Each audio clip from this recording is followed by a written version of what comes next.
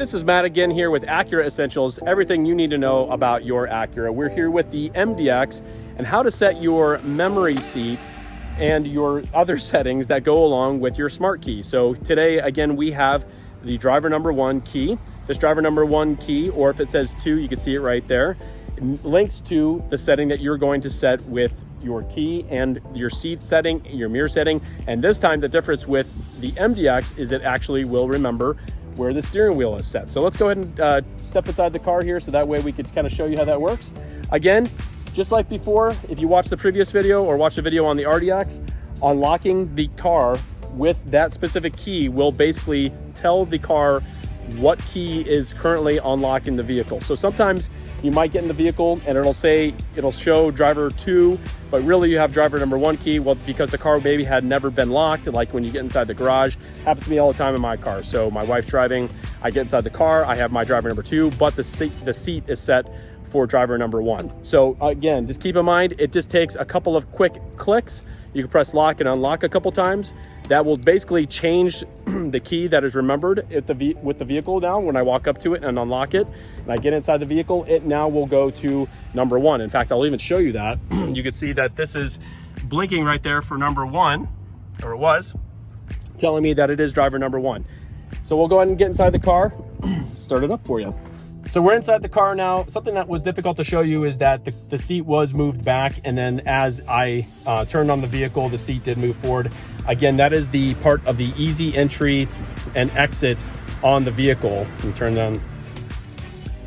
The easy entry and exit can actually be disabled. We'll show you that in a future video when we go through some of the settings.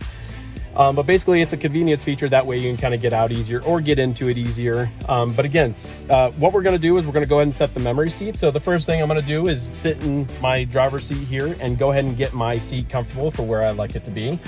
Again, just one little quick note, as you're setting your seats, you'll notice that there are no lights on right now. So I am currently moving my seat back to where I want it to be. All right. So moving my seat back to where I want it to be. The next thing I want to do is make sure I adjust my mirrors. So I go ahead, slide that switch to where the left side there is. Oops, that's the power folding mirrors, which some of the vehicles come equipped with. And then you use that little circle dial to go ahead and adjust the mirror to where you want it to be. Once you have adjusted both of those mirrors, we're going to go ahead and do one last thing. And again, this is the big difference with the MDX, is the fact that you have a power telescoping and tilting steering wheel. So I can kind of move the steering wheel to where I want it to be. You kind of move it like a joystick, just like that. And as I'm doing that and I get myself all squared away and where I want to be, I'm going to go ahead and do the same thing as I've done before to set my memory seats. I press set. Now it's giving me options. I'm going to press 1. Now, one of the differences here is that the MDX in the tech package and above gives you 3 memory seatings on both the driver and the passenger side right there. Now, the passenger side doesn't have any correlation to what key you have in the car. That is something that's separate, so that way whoever is sitting the passenger side, they can make their own settings and then press that button accordingly. But as I'm sitting here, I press set 1. Keep in mind that remembers my seat position, it remembers my mirror position, and in the MDX, it's going to remember my steering wheel position as well. So that is something that is a little bit neater about the MDX, is that it has the power steering wheel, and so it remembers all 3 of those things. Just like before, in the past, the older Acuras would remember some of your settings with regards to your radio settings. Some clients who have had a previous generation MDX or RDX or one of our vehicles, the one with the 2 screens as opposed to just the 1 screen, it's going to remember, in the older ones, it would remember things like your radio settings, or it remembers some personalized settings as you get into the vehicle. Acura basically felt that that wasn't as important. In fact, we had a lot of people that didn't like that feature because, you know, it's not like you're going to grab key number 1 every time. Maybe you will. I know sometimes it happens to me. I'm just grabbing whatever key I need to grab to make sure I get the car going. So they got rid of that feature because a lot of the settings would basically be all changed.